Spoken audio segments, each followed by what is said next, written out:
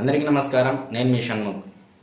PPP మోడల్లో public private పార్ట్నర్షిప్తో ప్రభుత్వ వైద్య కళాశాలలు కానీ ఆసుపత్రులు కానీ నిర్మించాలి అని చెప్పేసి కూటమి ప్రభుత్వం ఒక విధానపరమైనటువంటి నిర్ణయం తీసుకోవడం జరిగింది. మరి ఈ విధానపరమైనటువంటి నిర్ణయం పైన వైఎస్ఆర్సీపీకి పార్టీకి సంబంధించినటువంటి కొంతమంది వ్యక్తులు కానీ మరి సోషల్ మీడియా ద్వారా కానీ మరి వారి యొక్క ప్రధాన మీడియాలో కానీ ఏమని ప్రచారం జరుగుతూ ఉంది అంటే ఒక అసత్య ప్రచారం. ప్రైవేటైజేషన్ చేస్తున్నారు కంప్లీట్గా ప్రభుత్వ వైద్య కళాశాలలు కానీ ఆసుపత్రులు కానీ అని చెప్పేసి చెప్తా ఉన్నారు. మరి నిజంగా ఇదే అంశం పైన వైఎస్ఆర్సీపీ పార్టీ గౌరవ హైకోర్టు న్యాయస్థానం దగ్గరికి వెళ్ళడం జరిగింది. నథింగ్ బట్ ఆ పార్టీకి సంబంధించినటువంటి వ్యక్తులు గౌరవ హైకోర్టు న్యాయస్థానం దగ్గరికి వెళ్ళగా గౌరవ హైకోర్టు న్యాయస్థానం విచారణ చేపట్టిన తర్వాత ఘాటుమైనటువంటి వ్యాఖ్యలు చేయడం జరిగింది. మరి ఏమని ఘాటు వ్యాఖ్యలు చేసింది అంటే, నిధుల కొరత కారణంగా ఒక ప్రభుత్వము బ్యాంకుల దగ్గరికి వెళ్లాల్సి ఉంటుంది. మరి ఒకవేళ బ్యాంకులు కూడా అప్పులు ఇవ్వలేనటువంటి పరిస్థితులు నెలకొంటే ఏ విధంగా ప్రభుత్వ వైద్య కళాశాలలు కానీ ఆసుపత్రులు కానీ నిర్మించాలి? ఈరోజు జిల్లాల కోర్టు భవనాలు కూడా నిధులు లేమి కారణంగా నిలిచిపోయినటువంటి పరిస్థితి ఏర్పడింది. మరి ఇటువంటి పరిస్థితుల్లో పబ్లిక్ ప్రైవేట్ పార్ట్నర్షిప్తో ప్రభుత్వం ఒక విధానపరమైనటువంటి నిర్ణయం తీసుకుంటే తప్పేముంది దాంట్లో అని చెప్పేసి రివర్స్లో ఒక ప్రశ్న వేయడం జరిగింది. మరి ఇది వైఎస్ఆర్సీపీ పార్టీకి ఒక చెంపపెట్టు అనొచ్చు, ఒక గొడ్డలి పెట్టు అనొచ్చు, ఒక మొట్టికాయ అని మనం ఎన్ని పదాలు వాడుకున్నప్పటికీ ఎట్టకేలకు వైఎస్ఆర్సీపీ పార్టీకి ఇది ఒక షాక్ అనేది అయితే మనం ఖచ్చితంగా చెప్పచ్చు. మరి గతం అంటే ఇప్పుడు జరిగినటువంటి గౌరవ హైకోర్టు న్యాయస్థానం ఏమని వ్యాఖ్యలు చేసింది, మరి దీంట్లో వాస్తవాలేంది అవాస్తవాలేంది, వైఎస్ఆర్సీపీ పార్టీ వాళ్ళు ఏం అసత్య ప్రచారం చేస్తున్నారనే అంశాల పరంగా మనం మాట్లాడుకున్నట్లయితే వైఎస్ఆర్సీపీ పార్టీ ఇది ప్రైవేటైజేషన్ చేస్తున్నారని చెప్పి చెప్పడం జరిగింది.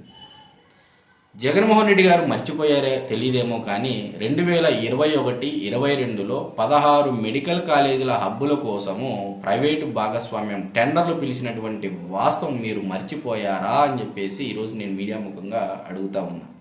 మరి 2021-22లో ఇదే జగన్మోహన్ రెడ్డి గారు మెడికల్ కాలేజీల హబ్బు కోసం ప్రైవేటు టెండర్లకు పిలిచారా లేదా? ఇది వాస్తవమా అవాస్తవమా? మరి అదేవిధంగా దివంగత నేత వైఎస్ రాజశేఖర రెడ్డి గారు అంటే జగన్మోహన్ రెడ్డి గారి యొక్క తండ్రి సీఎంగా ఉన్నప్పుడు మరి ఆరోగ్యశ్రీ ప్రైవేటు భాగస్వామ్యంతో చేపట్టారా లేకపోతే కంప్లీట్గా ప్రభుత్వ భాగస్వామ్యంతో చేపట్టారని చెప్పేసి దీని యొక్క కూడా ఎవరైనా తెలిసిన వాళ్ళు ఉంటే దీనికి వివరణ ఇచ్చేటువంటి ప్రయత్నం చేయండి. నాకు ఉన్నటువంటి అవగాహన మేరకు ప్రైవేటు భాగస్వామ్యంతోనే ఆరోగ్యశ్రీ నడిపారు, ఇది వాస్తవము. మరి జగన్మోహన్ రెడ్డి గారి హయాంలో నిజంగా ప్రభుత్వ వైద్య కళాశాలల్లో సంబంధించినటువంటి సీట్లు A category, B category, C category, మరి బి కేటగిరీ 35%, సి కేటగిరీ 15%. అది ప్రైవేట్ మెడికల్ కాలేజ్ అయితే ఇది మారుతుంది, ఎన్ఆర్ఐ మేనేజ్మెంట్ కోటా కానీ కన్వీనర్ కోటా కానీ మారుతూ ఉంటుంది ఫీజులు.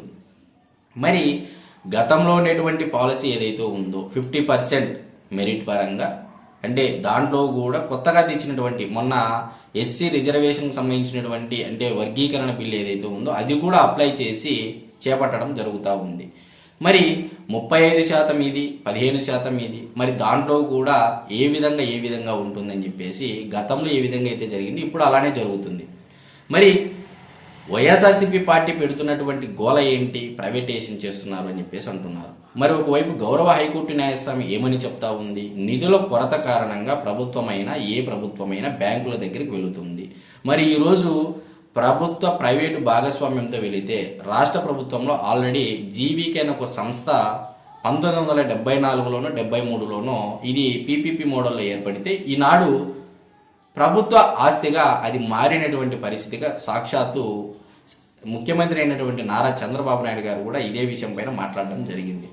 మరి ఈరోజు ప్రభుత్వ ఖర్చు తక్కువ అంటే ప్రజల యొక్క ఖర్చు తక్కువ, ప్రైవేటు భాగస్వామ్యంతో నిర్మిస్తే అది కూడా ఏంది ట్రస్టులు చారిటీలు నిర్మించి ఈరోజు వైద్య కళాశాలలు కానీ ఆసుపత్రులు కానీ నిర్మించేసి ప్రజలకు నేరుగా మంచి నాణ్యమైనటువంటి వైద్యం అందించాలని ఒక సద్బుద్ధితో సహృదయ భావంతో కూటమి ప్రభుత్వం అడుగులు వేయడం జరిగింది.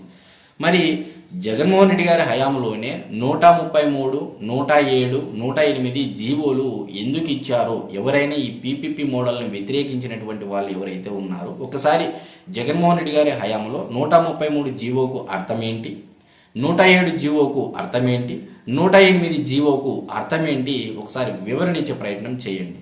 ఎందుకంటే ప్రభుత్వ మెడికల్ కాలేజీలో కూడా ఫీజులు వసూలు చేసుకునేటువంటి కొత్త పద్ధతిని తీసుకొని వచ్చినటువంటి ఘనత జగన్మోహన్ రెడ్డి గారికే దక్కుతుంది. మరి ఆనాడు ఏమైపోయింది? ఆరోగ్యశ్రీ ప్రైవేటు భాగస్వామ్యంతో చేపట్టినాడు జగన్మోహన్ రెడ్డి గారు ఎందుకు నోరు విప్పలేదు?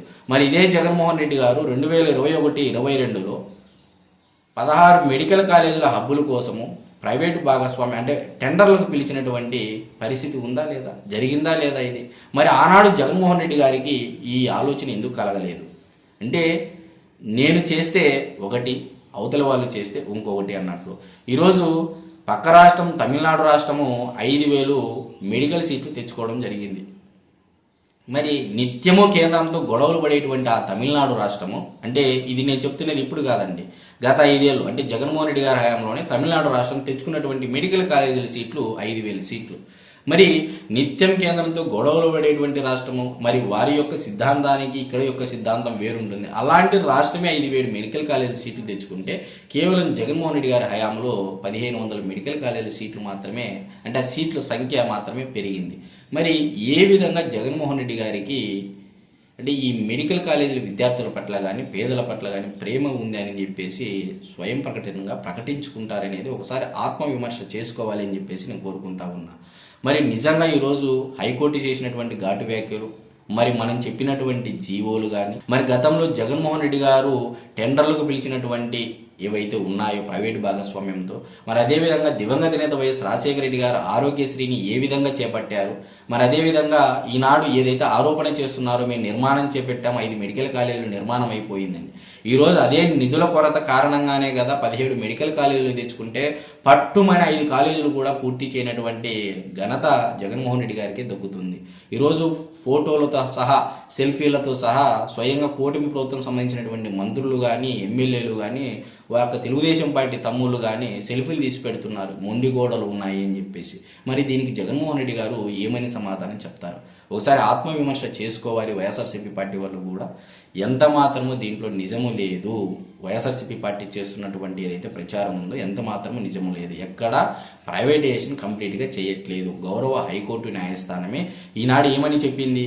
ప్రభుత్వ భాగస్వామ్యం ఉండడం మంచిదే కదా, అది ప్రభుత్వ ఆస్తిగా కొన్ని సంవత్సరాల తర్వాత మారున్నటువంటి నేపథ్యంలో నిధుల కొరత కారణంగా ప్రభుత్వము పీపీపీ మోడల్ వెళితే తప్పేంటి అని చెప్పేసి ఈరోజు ఆ వైఎస్ఆర్సీపీ పార్టీని సూటిగా ప్రశ్నించినటువంటి పరిస్థితి. నథింగ్ బట్ ఆ వ్యక్తులు ఎవరైతే వెళ్ళారో గౌరవ హైకోర్టు న్యాయస్థానం దగ్గరికి వారినే ప్రశ్నించింది. కాబట్టి ఈరోజు మరొకసారి సెల్ఫ్ గోల్ వేసుకుంది వైఎస్ఆర్సీపీ పార్టీ, తను అబాసు పాలైంది ప్రజలలో అనేది మనం ఖచ్చితంగా చెప్పొచ్చు. కాబట్టి ప్రజలందరూ ఎవరైనా సరే వైఎస్ఆర్సీపీ పార్టీ చేసేటువంటి అసత్య ప్రచారాలలో అంటే అవి నమ్మొద్దండి, వాస్తవం ఏంటి అవాస్తవం ఏంటి అనేది తెలుసుకునేటువంటి ప్రయత్నం చేయండి అని చెప్పేసి నేను కోరుకుంటూ ఉన్నాను.